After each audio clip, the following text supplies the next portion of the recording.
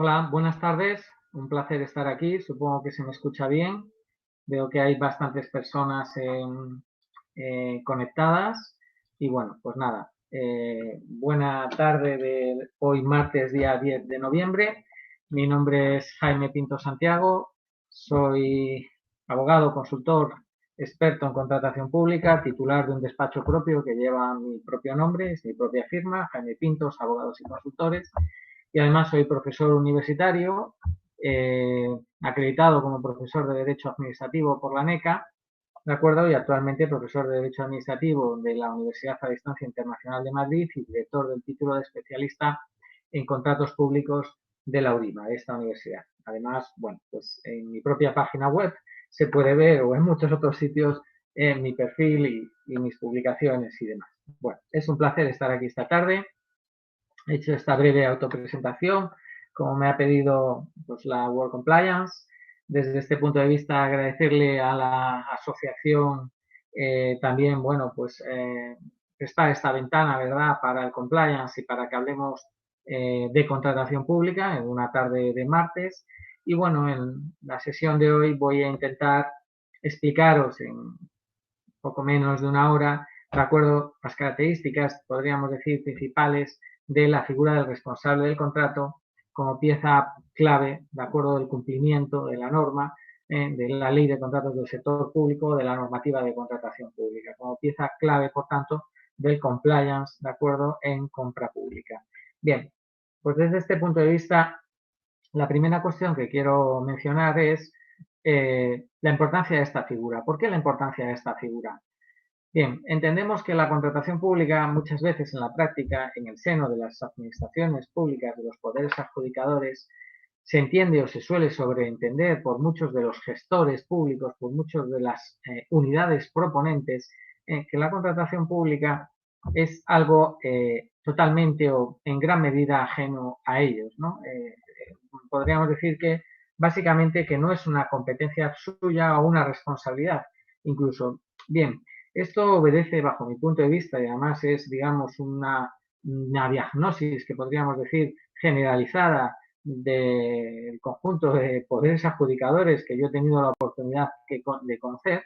No siempre es así, pero es la inmensa mayoría. Y esto es fruto, bajo mi punto de vista, de una falta de cultura de ley de contratos del sector público, una falta de cultura de contratación pública. ¿Por qué digo esta falta de cultura con respeto? Me refiero a cultura general de lo que es y puede suponer, ¿no?, la compra pública. Pues porque efectivamente, si uno fuera conocedor verdaderamente de la importancia de la contratación pública y del papel que juega dentro de la misma, pues es más bien probable, ¿no?, que no tuviera ese pensamiento o esa concepción de cuál es su papel en el juego de la compra pública. Un juego de la compra pública que es, como he dicho en alguna ocasión, una cadena de montaje que tiene una configuración transversal a lo largo de toda la organización.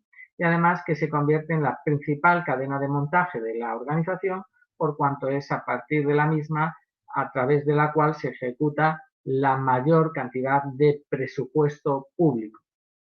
Bien, ¿por qué digo todo esto y hago esta introducción? Porque creo que es muy importante, ¿verdad?, para que conozcamos las claves y la relevancia efectivamente que tienen en la compra pública las unidades proponentes y en este caso también quienes en la mayoría de las ocasiones ejercen la actividad de responsable del contrato.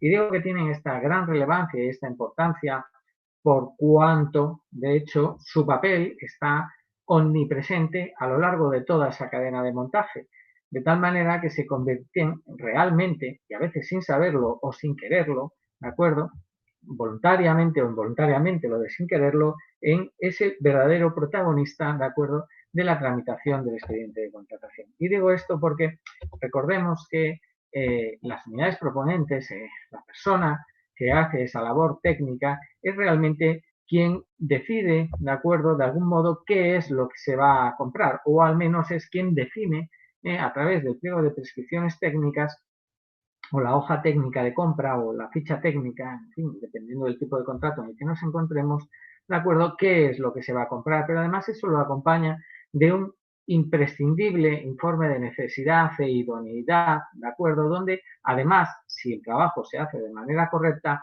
debe indicar además pues términos tan importantes como la solvencia, lo cual quiere decir quién va a poder contratar con nosotros, los seguros que en su caso hagan falta añadidos a esa solvencia, va a determinar los criterios de adjudicación, ¿de acuerdo? O debería hacerlo, al menos todos aquellos que dependan de un juicio de valor. Va en la fase de ejecución también, en el momento de la preparación del contrato, a determinar cuáles son aquellas condiciones de ejecución que van a ser consideradas especiales y que por lo tanto van a tener una repercusión importante en el contrato. Es decir, es la persona, ¿de acuerdo?, que a través de su propuesta configura ese inicio del contrato. Ese es su primer papel o sus dos primeros papeles, el de la elaboración del informe de necesidad, así como el pliego de prescripciones técnicas y todas las características fundamentales, ¿de acuerdo?, que van a incardinarse en el pliego de cláusulas administrativas particulares, que no se podría hacer, ¿de acuerdo?, sin esa sapiencia, sin ese conocimiento, así como, por ejemplo, podríamos hablar del desglose de costes, del presupuesto base de licitación, de la duración del contrato, del tipo de procedimiento a aplicar y de un largo etcétera, ¿vale? Bien, por lo tanto, ahí ya encontramos que su papel es principal.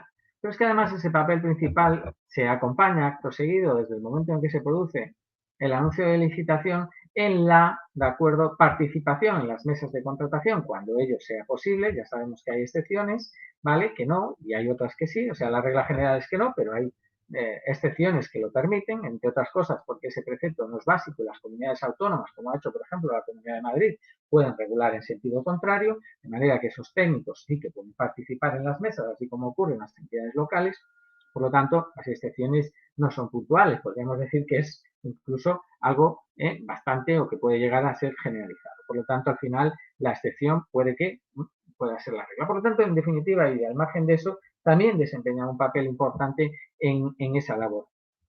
Además de que, por supuesto, en ese caso tiene la capacidad de voto, pero es que en su caso también supone la evaluación o el informe de evaluación de acuerdo a los criterios sometidos a juicio de valor en el caso de que los haya. De repente estamos ya acumulando papeles, pero además no papeles cualquiera, sino papeles principales, la determinación del tipo de contrato, o sea, de lo que vamos a contratar, ¿no?, y sus características, así como finalmente incluso la decisión no final, porque evidentemente es una decisión colegiada de la mesa de contratación para el caso de que, vamos, que la haya, de acuerdo, pues la decisión a través de ese informe de valoración.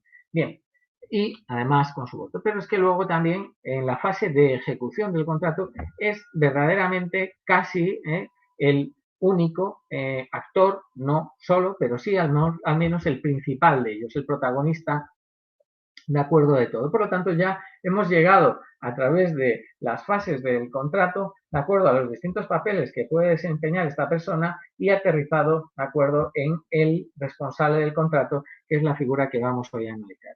Y por ello decía que nada más ajeno a la realidad de que las unidades proponentes sean personas o entidades o unidades, las personas que la forman, las unidades, ajenas a la contratación pública. Al contrario, muy al contrario. Son personas que tienen un papel fundamental en el buen desarrollo del contrato, tanto en su fase de preparación como en la fase de admisión, como en la fase de ejecución e incluso resolución del mismo. Por lo tanto, en fin, creo que patente que, bueno, pues su importancia es trascendental, ¿de acuerdo? Bien, centrándonos ya, por tanto, en este origen de la figura del responsable del contrato, que es la figura que hoy vamos a intentar analizar aquí, debemos decir que su origen se encuadra en el marco de la Ley 30/2007 de contratos del sector público, que lo establecía con un carácter opcional, ¿de acuerdo? Es decir, la primera vez que se habló de la figura como tal de responsable del contrato fue en la Ley de 2007, pero no establecía, ¿de acuerdo?, un funcionamiento o mejor dicho que un funcionamiento, una designación obligatoria de esta figura, sino que efectivamente la dejaba con carácter opcional. Esta regulación fue continuada por el Real Decreto Legislativo 3/2011, que a través de sus preceptos 52, 230 y 235 seguían apostando por ese carácter opcional de la contratación pública.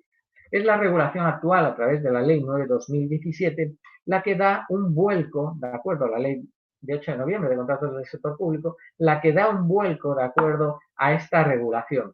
No solo en cuanto a su pasar de su carácter opcional a su carácter obligatorio para todos los contratos, sino también en cuanto a la extensión de su regulación en la normativa. Es decir, es propio y característico de las directivas de cuarta generación, las directivas 23, 24 y 25 del año 2014, que por primera vez entraron a regular las fases de ejecución y resolución del contrato en el marco del derecho europeo, algo que no se había hecho hasta ese momento. De acuerdo, las anteriores directivas ponían el foco de la contratación y de la, bueno, prevención de la corrupción o de la apuesta por la integridad en las fases previas, mientras que la ya actual ley, perdón, las actuales directivas y también la actual ley, de acuerdo, han hecho esa apuesta, lógicamente, como no podía ser de otro modo, también por la armonización y homogeneización, de acuerdo, de las fases de ejecución y resolución del contrato en lo que los umbrales SARA se refiere, evidentemente.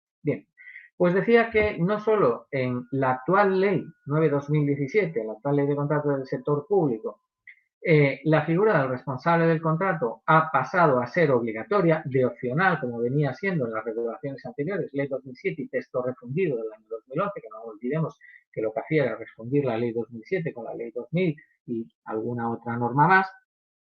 Bien, pues lo convierte en obligatorio, pero es que además estableciendo una regulación más amplia, porque a diferencia de los tres preceptos en que aparecía en el Real Decreto del año 2011, ¿de acuerdo? Ahora aparece regulado en los artículos 62, 194, 195, 308, 311 y en la disposición adicional tercera, ¿de acuerdo?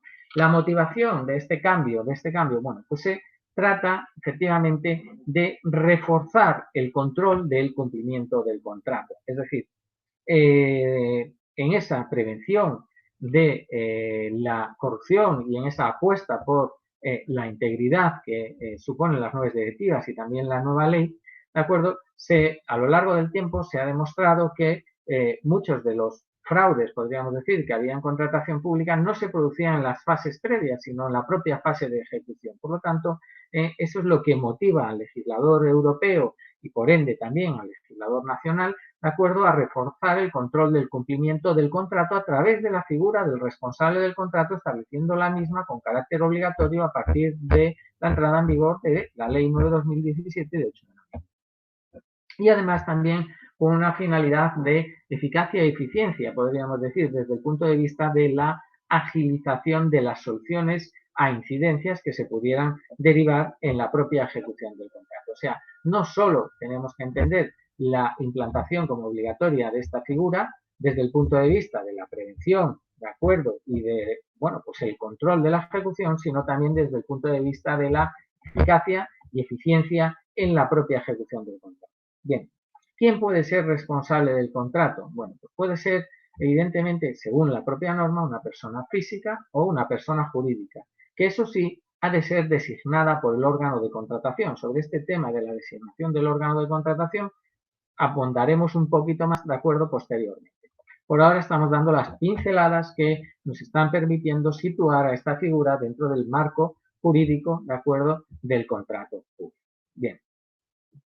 La vinculación de esta persona, es decir, de la persona que haga las funciones de responsable del contrato, bueno, puede ser una persona vinculada a la propia entidad contratante, es decir, al propio, de alguna manera, poder adjudicador, ¿de acuerdo?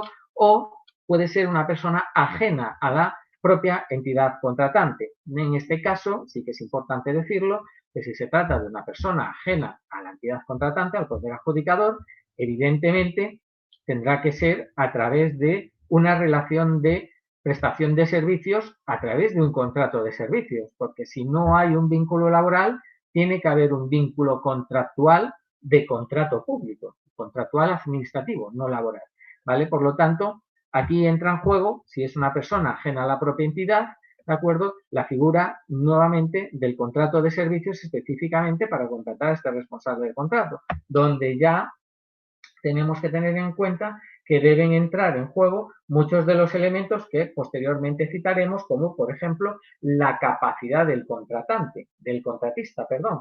En este caso, capacidad del contratista, ¿para qué? Para ser responsable del contrato, porque ha de tener no solo, se sobreentiende, la necesaria habilitación para realizar esa actividad, sino además los conocimientos suficientes, de acuerdo, la competencia, es decir, para llevarla a cabo. Pero bueno, como decía, quedémonos con que si es una persona ajena a la propia entidad contratante, se requerirá ese contrato de servicios y necesariamente esa capacidad del contratista en términos, dicho aquí, generales, pero que suponen pues, otros muchos requisitos, como he comentado, habilitación, etc. Bien, en cuanto a las competencias, bueno, las competencias que marca la ley, entre otras, y esto es importante, que le pueda atribuir el órgano de contratación a través del propio pliego de cláusulas administrativas, ¿de acuerdo? Es básicamente la gestión integral del proyecto, la gestión integral del contrato, es decir, llevar a cabo un correcto seguimiento de ese contrato y, por tanto, para ello tiene una serie de facultades, vuelvo a incidir, además de las que le pueda atribuir el órgano de contratación. Estas facultades las puedo resumir en las siguientes. Supervisión de la ejecución de la prestación pactada, es decir, ha de supervisar, de acuerdo, evidentemente, ese cumplimiento, acordémonos que estamos en el cumplimiento, ese cumplimiento del contrato para que efectivamente todas las variantes derivadas del compliance, es decir, del cumplimiento efectivo, se lleven a cabo en el propio contrato. Me refiero a que, y luego incidiremos en ello también, pues se pague por lo verdaderamente ejecutado, se compruebe que efectivamente los bienes han sido entregados en buen estado, etcétera, etcétera. Bueno, también debe o puede adoptar decisiones para la correcta ejecución de la prestación pactada siempre que lo considere adecuado. Bien, aquí he de hacer un inciso. Estas decisiones es importante que se sepan que no tienen la capacidad legal, ni atribuida ni competencial, de acuerdo, para interpretar el contrato. Es decir, la prerrogativa de interpretación del contrato es una prerrogativa que corresponde al órgano de contratación y se tramita a través de un procedimiento contradictorio, ¿de acuerdo? Es decir, un procedimiento contradictorio, quiero con ello decir aquel en el que el interesado, en este caso el contratista, tiene derecho, ¿de acuerdo?, a pues dar su opinión contradictoria a la dictada por el órgano de contratación. ¿De acuerdo? Bien, por lo tanto, su capacidad sí que tiene capacidad de dictar decisiones, pero estas tienen que ser adecuadas o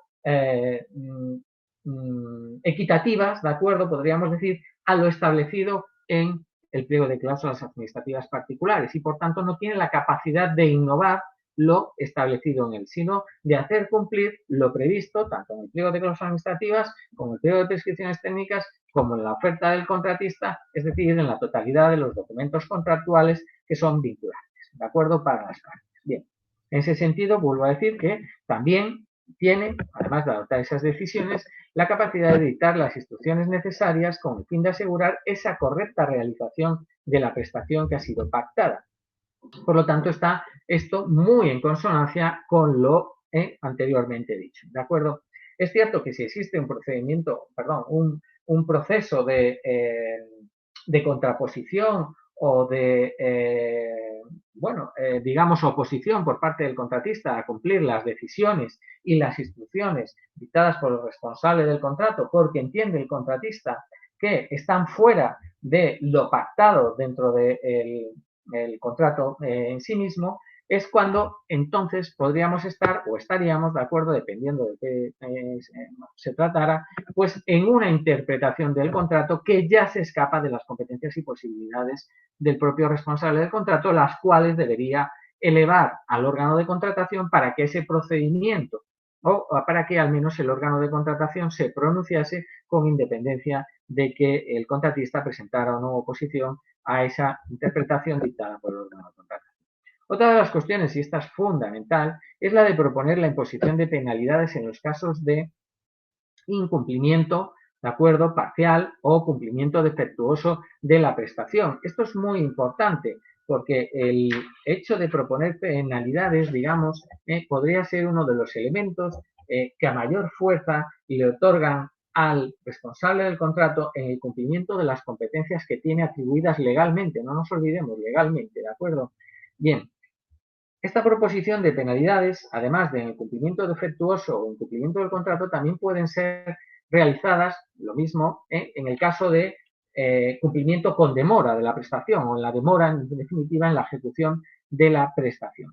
Y aquí es muy importante advertir, de acuerdo, que estas circunstancias, si se dan, es evidente que lo suyo es que se pongan por escrito, es decir, que mediante escrito se eleven al propio contratista para que quede constancia. Uno de los problemas habituales que tenemos es la aceptación de las distintas facturas que se dan o certificaciones que se dan a lo largo de la prestación del propio contrato para luego, cuando llega el momento de la devolución de la garantía, es la misma persona responsable del contrato la que informa negativamente la devolución de dichas garantías porque las prestaciones establecidas en el contrato no han sido prestadas, lo cual es en sí mismo una contradicción absoluta y pone en una posición jurídica bastante débil a la administración contratante por cuanto ha estado dando el visto bueno a una serie de facturas, ¿de acuerdo?, a lo largo del tiempo que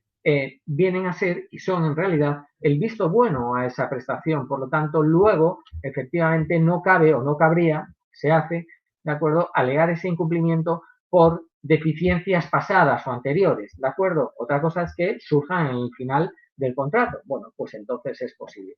Porque en esos casos las penalidades y la incautación debería hacerse sobre las cantidades pendientes de abono, no sobre la garantía definitiva. Por lo tanto, para poder actuar también sobre la garantía definitiva, es muy importante que el trabajo del responsable del contrato haya sido coherente, haya sido serio, haya sido formal. ¿Por qué? Porque si no, argumentalmente, es muy difícil jurídicamente sostener muchas veces un incumplimiento, aun pese a los poderes exorbitantes que aplican las administraciones públicas, de acuerdo, en su contratación, por cuanto si verdaderamente hay, bueno, pues razones de peso para rebatir lo anterior y una es tan sencilla como la que he dicho, usted hasta el mes pasado me ha conformado a satisfacción todas las facturas, estos incumplimientos, ¿dónde están o dónde han estado? Por lo tanto, sería en gran medida que la administración fuera en contra de sus propios actos, en contra de la doctrina de los actos propios. Por lo tanto, sería, insisto, fácilmente rebatible desde el punto de vista jurídico. Otra cosa es que la administración se atuviera razones y no hubiera que ir a la vía jurisdiccional contenciosa administrativa, algo que también suele ser bastante habitual, ¿no? Bien. También le corresponde informar acerca de si es posible, si el posible retraso, de acuerdo, producido en la ejecución, esto va muy en relación con lo anterior, es por motivos imputables al contratista o no. Yo digo al anterior, me refería a las penalidades por demora.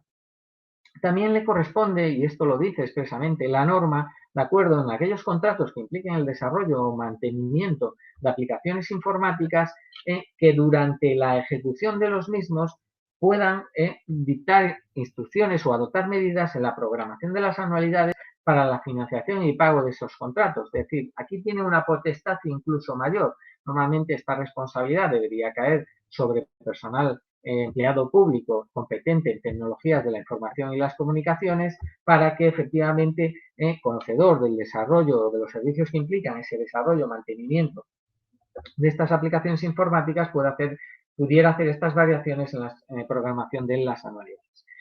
Y además, en el contrato de servicios también dará instrucciones al contratista para la correcta ejecución del contrato. Este es un repaso, de acuerdo, de lo que encontramos en el texto normativo acerca de la figura del responsable del contrato. Por otro lado, y como excepciones a las facultades del responsable del contrato, quiero que lo veamos así, son excepciones a las facultades del responsable del contrato, encontramos dos figuras curiosas. La primera de ellas es el director facultativo, de manera que en los contratos de obras las facultades del responsable del contrato serán ejercidas por ese director facultativo, previsto en los artículos 237 a 246 de la Ley de Contratos del Sector Público. Verdaderamente esto, cuando salió, fue una novedad importante, porque dejaban de recaer en el técnico de las administraciones muchas veces la facultad de responsable del contrato, porque recaía en el propio director facultativo que muchas ocasiones, ¿de acuerdo?, se encontraba contratado y, por tanto, externalizado a través de un contrato público. Bien. Y otra de las excepciones que encontramos es el caso de las concesiones de obra pública y las concesiones de servicios, donde dice la ley exactamente que la Administración designará a una persona que actúe en defensa del interés general para obtener y verificar el cumplimiento de las obligaciones del concesionario, ¿de acuerdo?, especialmente en lo que se refiere a la calidad de la prestación del servicio o de la obra.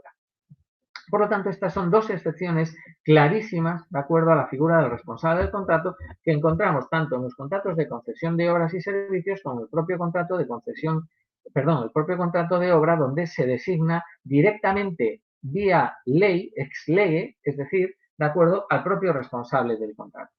Perdón, al propio director facultativo. Bien. Tenemos que tener en cuenta también otros órganos que pueden intervenir o que intervienen, ¿de acuerdo?, depende de lo que diga el pliego y del tipo de contrato en el que nos encontremos, en la facultad de ese control y supervisión de la ejecución de los contratos. Encontramos a tres. En primer lugar, voy a citarlos por este orden. Al director de obra, encontramos también al director de ejecución, ¿de acuerdo? Y por último, encontramos a la unidad encargada del seguimiento y ejecución. Me voy a referir someramente a cada uno de ellos. Bien.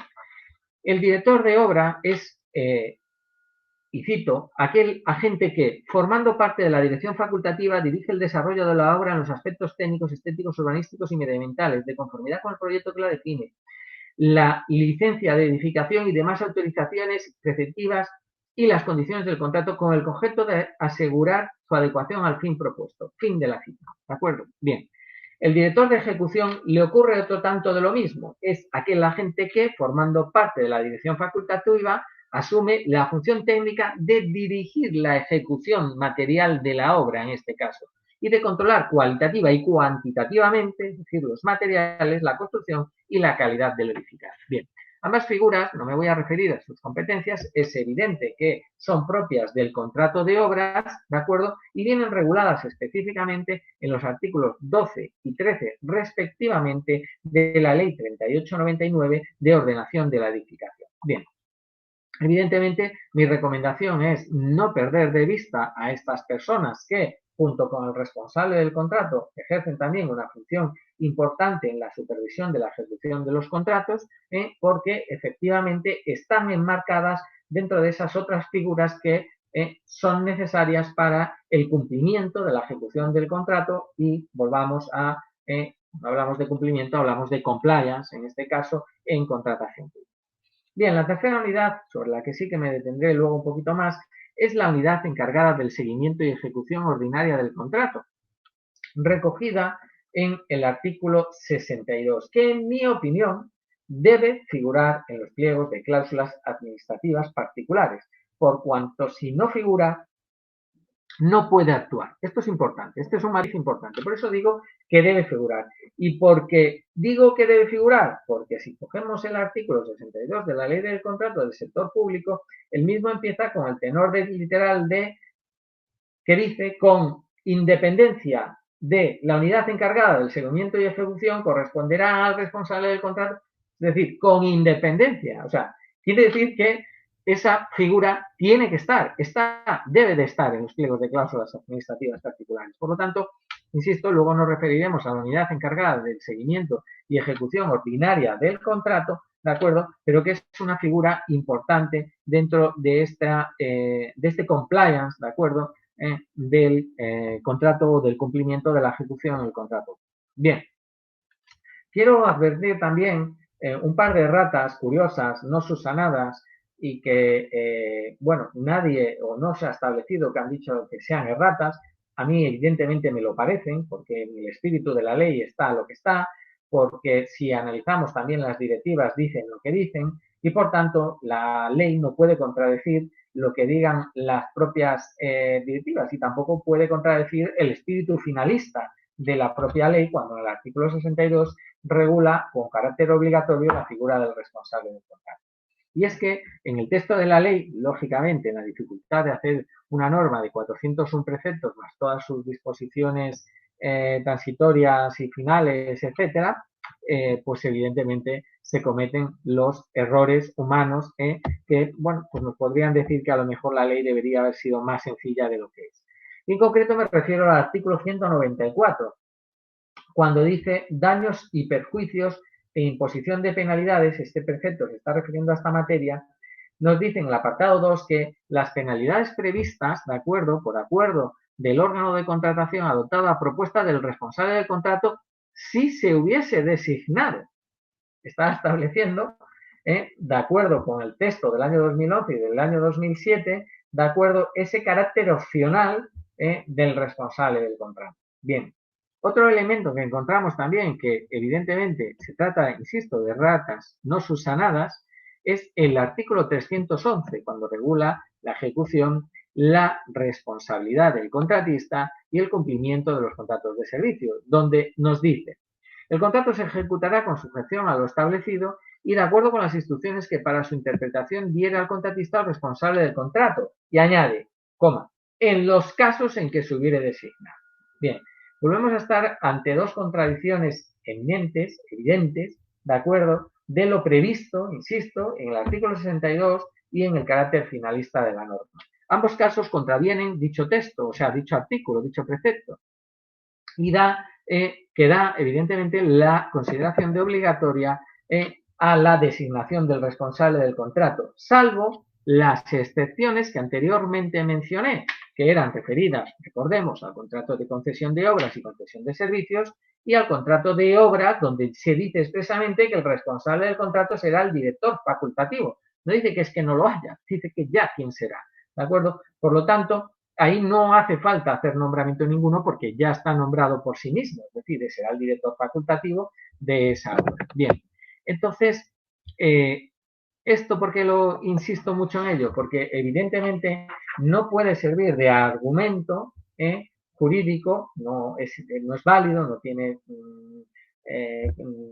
soporte suficiente como para poder decir que en los contratos no debe haber un responsable del contrato. Bien, siguiendo con el seguimiento y ejecución de los contratos, ¿de acuerdo? Ya hemos visto principalmente, ¿de acuerdo?, la figura o el marco normativo, ¿de acuerdo?, que rodea al responsable del contrato. Pues bien, cuando hablamos de la fase de ejecución del contrato, hablamos de la fase que se inicia desde el momento de la formalización. Podríamos hablar de 5 fases, yo siempre utilizo estas. Preparación, licitación y adjudicación, formalización, extinción y resolución. Bien, pues el seguimiento o ejecución del contrato se inicia desde la formalización, digamos, del contrato en sí mismo, de acuerdo, hasta la recepción final, de acuerdo, de las obras. Bien. En este sentido, de acuerdo, tenemos que tener en cuenta, y volvemos aquí a lo que decía antes, a esas dos unidades sobre las que me voy a referir principalmente: responsable del contrato y la unidad encargada del seguimiento y ejecución ordinaria, aquella que he citado y que como obligatoria la establece el artículo 62. También decía que el responsable del contrato, cuando sea una persona ajena a la administración, evidentemente podía ser contratado a través de un contrato de servicios, en cuyo caso decía que debía haber la capacidad suficiente. Bien, esa capacidad del contratista no solo debe estar entendida de cara a el hecho de que el responsable del contrato sea una persona ajena a la administración, sino que se sobreentiende, aunque la ley no lo prevea, que el responsable del contrato ha de estar capacitado para llevar a cabo el control de esa ejecución, lo que en su caso hará preciso que sea que tenga las habilitaciones legales correspondientes para ello, o en la mayoría de los casos, o en el resto, en todos, ha de tener al menos los conocimientos necesarios para ello, cuando no sea requisito imprescindible tener la habilitación legal, por supuesto. ¿De acuerdo? Y también he dicho que su nombramiento lo realiza el órgano de contratación. Aquí quiero hacer un inciso, porque es importante tener en cuenta las posibilidades que otorga el responsable del contrato desde el punto de vista del cumplimiento. Es decir, la ley no nos ha dicho, no nos dice que el responsable del contrato haya de ser necesariamente una persona. Tampoco está diciendo que debemos nombrar a bueno, pues un grupo o una multitud de personas, pero no hay ningún inconveniente para que haya más de un responsable del contrato y cada uno de ellos se ocupe, de acuerdo, de unas características concretas. Por ejemplo, hay entidades que con muy buen tino han establecido una unidad intermedia para el control de la ejecución de las medidas enfocadas a las condiciones de carácter social y medioambiental en los contratos, las condiciones especiales de ejecución previstas en el artículo 202 o no siendo aún especiales de ejecución. Lo que quiere decir que esta persona o esta unidad en estas organizaciones se dedica exclusivamente a controlar, de acuerdo, que esas condiciones, que esas características especiales, esos aspectos sociales, se cumplan en la totalidad del contrato. Y por lo tanto, ahí encontramos una persona designada específicamente para eso, así como, por ejemplo, el responsable del contrato habitual, por decirlo de algún modo, estará encomendado al resto de obligaciones que se pueden derivar de su competencia. Bien, esto es una posibilidad, pero es que también pensemos en contratos como, por ejemplo, de varios lotes. Nada impide que cada lote tenga un responsable del contrato. O pensemos, por ejemplo, en contratos que sean sistemas de racionalización, como puede ser un acuerdo marco o un sistema dinámico de adquisición, donde hay compras derivadas.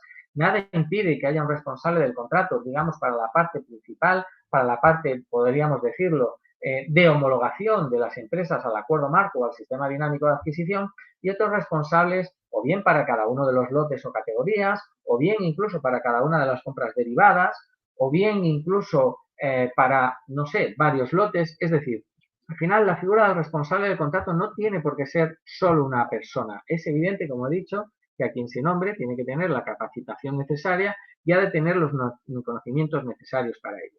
Bien, hay un documento muy bueno elaborado por Jorge Pérez Bravo que establece las características concretas desde el punto de vista de la actividad que debe ejercer el responsable del contrato, el marco del contrato, en cuanto a las obligaciones del propio responsable. Así, por ejemplo, podemos encontrar como obligaciones de vigilancia y control respecto al seguimiento general del contrato las siguientes en concreto.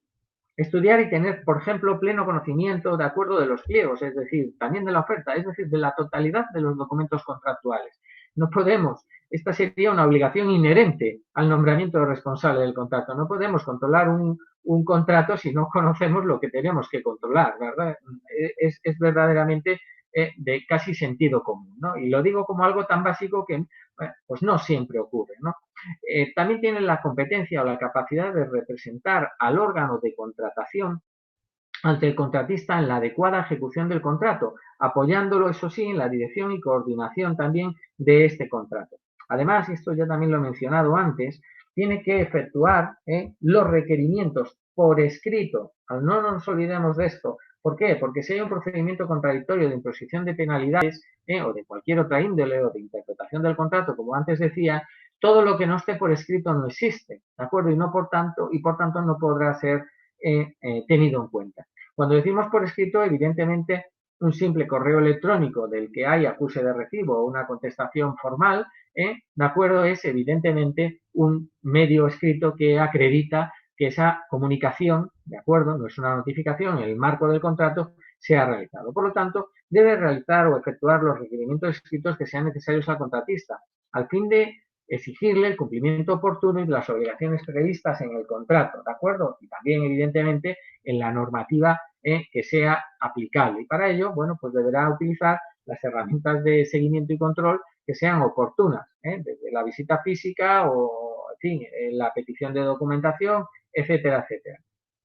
Debe, evidentemente, también el responsable del contrato preparar y suscribir las actas de recepción del contrato y tramitarlas, ¿de acuerdo?, ante el órgano de contratación. Esto es importante porque de las actas de recepción del contrato derivan las obligaciones de pago. Es decir, pensemos que aquí estamos en un contrato público de carácter oneroso y estamos hablando de una prestación prestada por el contratista y una contraprestación, ¿de acuerdo? Bien, que es el pago del precio, evidentemente. El acta de recepción, ¿vale?, debe ser tramitada, y esto es importante, dentro del plazo previsto. Esto es también otra de las obligaciones, porque no basta con tramitar el acta, sino tramitarla dentro del plazo previsto. ¿Por qué? Porque luego hay unas obligaciones de pago derivadas y un plazo de pago a partir de que transcurridos 30 días se genera, como ya entiendo todo el mundo sabe, ¿de acuerdo?, unos intereses de demora que al final son un perjuicio ¿de acuerdo? Si son exigidos por el contratista para la administración o para el poder adjudicador, además de que, evidentemente, la morosidad es un daño real, ¿de acuerdo?, que se produce en el propio contratista que ya ha dado su prestación. Por lo tanto, también esto es importante. Es decir, y para ello, si es preciso, pues ha de adelantar los trámites necesarios para la recepción del contrato dentro del término, del plazo pactado, ¿vale? ¿De acuerdo? Porque esto, insisto, es importante desde el punto de vista de las consecuencias que puede tener tanto para unos como para otros.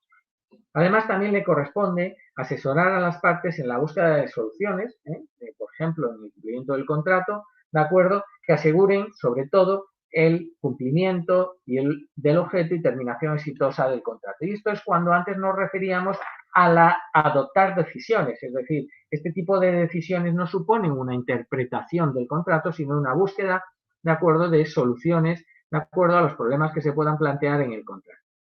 Obligaciones específicas también podemos encontrar desde el punto de vista técnico, siguiendo el documento antes mencionado, ¿de acuerdo? De manera que pueden solicitar al contratista, ¿de acuerdo?, la presentación de facturas para su aprobación. No pueden, deben solicitar al contratista la presentación de facturas para su aprobación y expedir el certificado de cumplimiento, ¿vale?, de las obligaciones, que podrá ser favorable, desfavorable totalmente o favorable parcialmente, ¿de acuerdo? Pero al fin y al cabo es quien le corresponde autorizar los pagos y aquí es donde venía antes lo que yo comentaba respecto de aquello de certificar los distintos abonos en barbecho, por decirlo de algún modo, es decir, o sin haber llevado a cabo las comprobaciones oportunas, porque luego si detectamos un incumplimiento pensemos que nosotros mismos que estamos informando desfavorablemente un cumplimiento somos los mismos que hemos dicho que aquello fue ejecutado a satisfacción de la administración porque hemos autorizado el correspondiente pago según lo previsto en el contrato, ¿de acuerdo? Esto es importante, es muy importante porque además es algo muchísimo más habitual de lo que pueda parecer. Es decir, no estoy hablando de nada que no se dé con cierta frecuencia. Por lo tanto, mucha atención a este elemento. Bien, también le corresponde fijar oportunamente, ¿no?, a través de informes escritos, la necesidad de las razones que pueden dar lugar a una prórroga, a un modificado, a una cesión, a una suspensión, a una resolución del contrato, a un rescate si estamos en una concesión, ¿de acuerdo? Porque efectivamente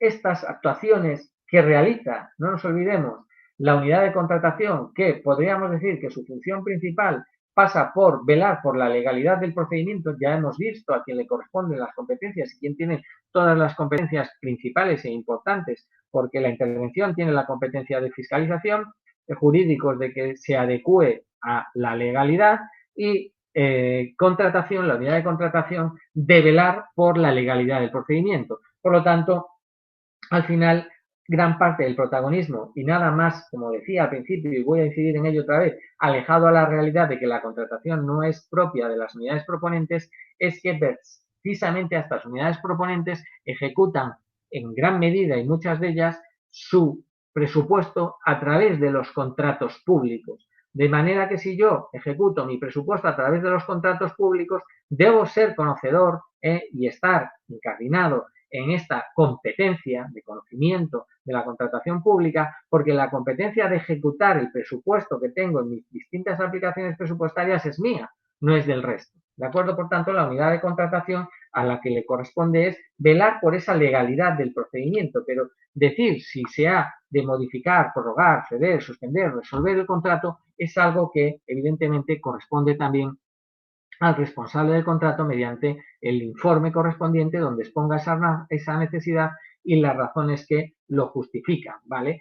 Aceptando o, en su caso, rechazando la solicitud del contratista, por ejemplo, en el caso de un modificado, ¿de acuerdo? También es una competencia y obligación de él presentar los informes que le sean requeridos, ¿de acuerdo?, a solicitud del órgano de contratación. Esto también es importante, es decir, el responsable del contrato es el responsable del control y seguimiento de la ejecución del contrato y si el órgano de contratación le pide un informe, tiene la obligatoriedad, ¿de acuerdo?, de presentarlo. Del mismo modo que tiene la obligatoriedad de verificar que los bienes y servicios contratados cumplan con las especificaciones y características de lo verdaderamente contratado, ¿no? Para efectivamente ver si se ha cumplido lo contratado y en su caso dar la correspondiente contraprestación a través de esa certificación que va a firmar el mismo, ¿de acuerdo? Certificación o factura, acompañada en su caso de informe, ¿de acuerdo?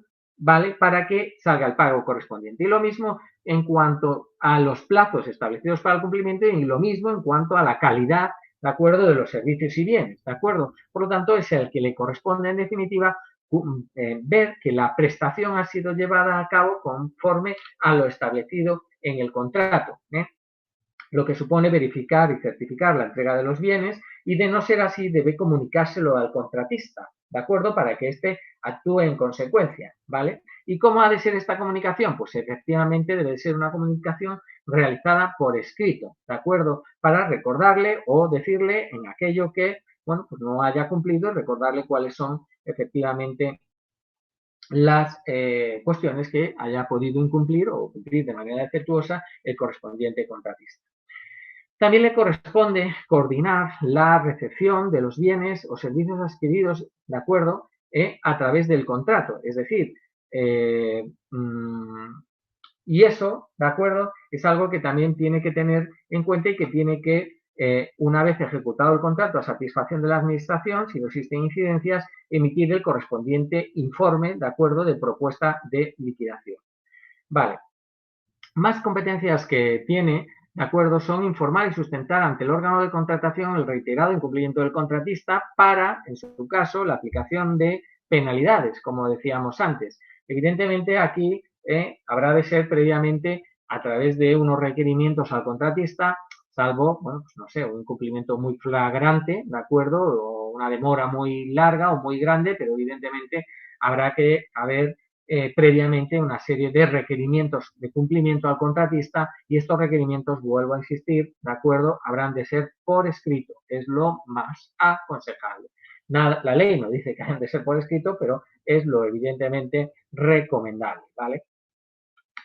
Y por último, también le corresponde velar y exigir el cumplimiento por parte del contratista en las obligaciones en materia medioambiental, social o laboral, pero no solo las establecidas como condición especial de ejecución en su caso, sino con carácter general el cumplimiento de estas obligaciones y en especial de acuerdo a los incumplimientos, por ejemplo, o los retrasos reiterados en el pago de los salarios o la aplicación de condiciones salariales inferiores a las derivadas de los convenios colectivos, de acuerdo, establecido en la ley.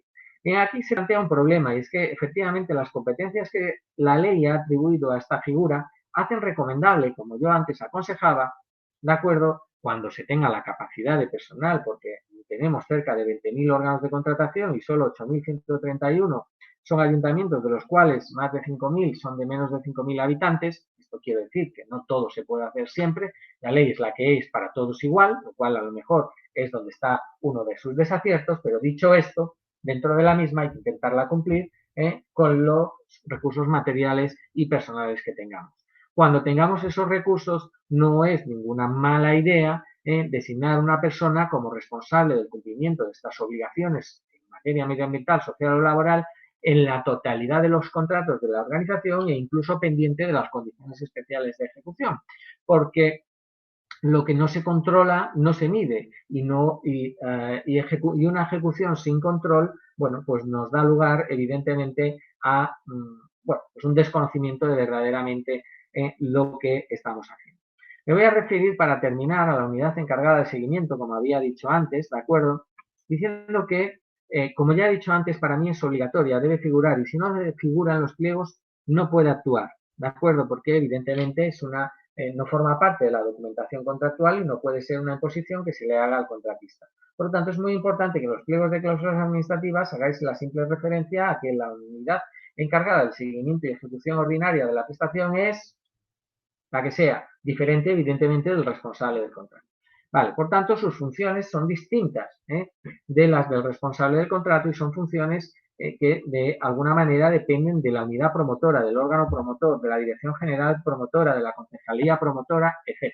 Por lo tanto, dependen de la, pues eso, como decía, la unidad promotora. Bien, esta unidad encargada del seguimiento podríamos decir que tiene como competencias específicas, ¿de acuerdo? Informar al área técnica competente, evidentemente superior a ella o bueno, en su propia organización, sobre la retirada del contratista, la desaparición del mismo. Por ejemplo, para tomar evidentemente muy en relación también con las competencias del responsable del contrato, que será el que más bueno, pues esté vinculado a la prestación y seguimiento del contrato, pero evidentemente aquí estamos hablando ya de actuaciones mayores que derivadas de este, por ejemplo, abandono del contrato por parte del contratista, que requieren efectivamente de una actuación, vamos a decir que jerárquicamente superior, no tanto, porque no ha de ser necesariamente superior en el escalafón jerárquico al responsable del contrato,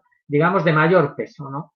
Evidentemente le corresponde a la vuelta de, por ejemplo, imaginémonos una gestión de servicios públicos de las anteriores o una concesión o cualquier otro tipo de contrato, ¿de acuerdo? De la revisión del inventario que ha sido devuelto en relación con los bienes que el contratista entrega a la administración, para que esos bienes que fueran cedidos estén correctamente a la hora de devolver el contrato para volver, en su caso, a ejecutarlo. El caso es que son bienes de la administración y yo entiendo que deberían estar también, bueno, bajo la supervisión de esta unidad de contratación que, insisto, debe existir, ¿de acuerdo? Bien, actuar de tal modo también que por su causa no sobrevenga una mayor onerosidad en el cumplimiento de las obligaciones al cargo del contratista, ¿vale? En este caso, bueno, pues que debe vigilar que no se ejecuten prestaciones o se adquieran suministros más allá del límite establecido, ¿de acuerdo?, en lo verdaderamente pactado en el contrato, ¿no?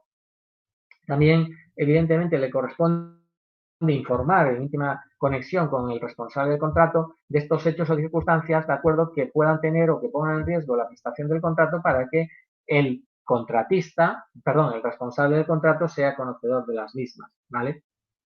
Por ejemplo, le debe corresponder verificar la existencia de las pólizas de seguro exigidas, ¿de acuerdo? Esto también es otra de las cuestiones que podría corresponderle.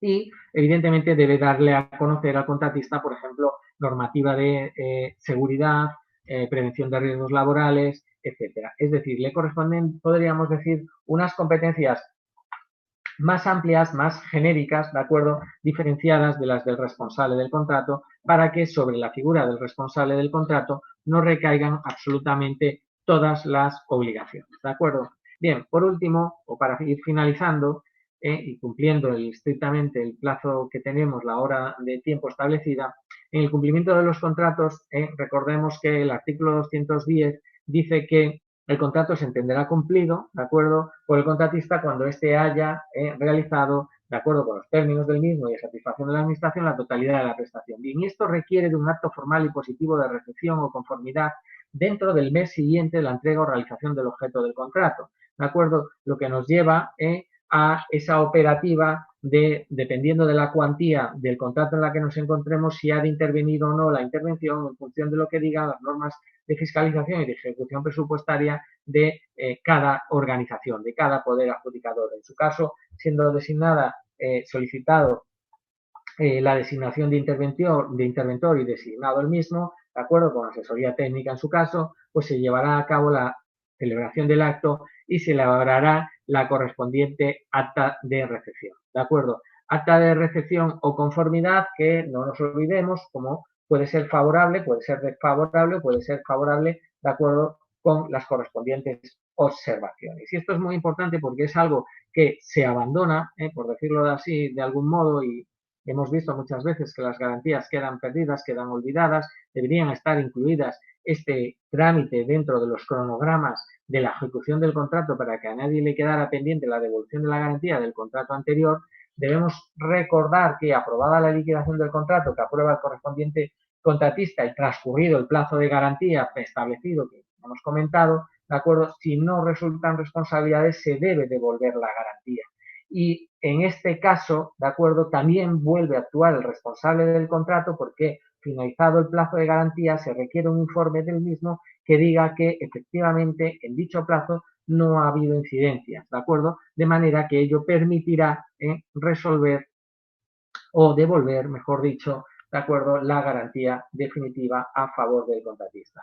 Pareciéndome, insisto, en este último punto muy importante porque en la práctica es algo que, bueno, pues en mayor medida de lo que debería ocurrir, ¿de acuerdo?, se deja o se abandona. Por lo tanto, esta última competencia del responsable del contrato, tengámosla también muy en cuenta porque es fundamental y es muy importante para, efectivamente, la incorporación, el mantenimiento en este caso y la posibilidad de seguir de las pymes, por ejemplo, en la contratación pública. La regulación de la garantía es algo que recae sobre la responsabilidad de la administración, del poder contratante, del poder adjudicador y no debería nunca, ¿de acuerdo?, dejarse en el olvido.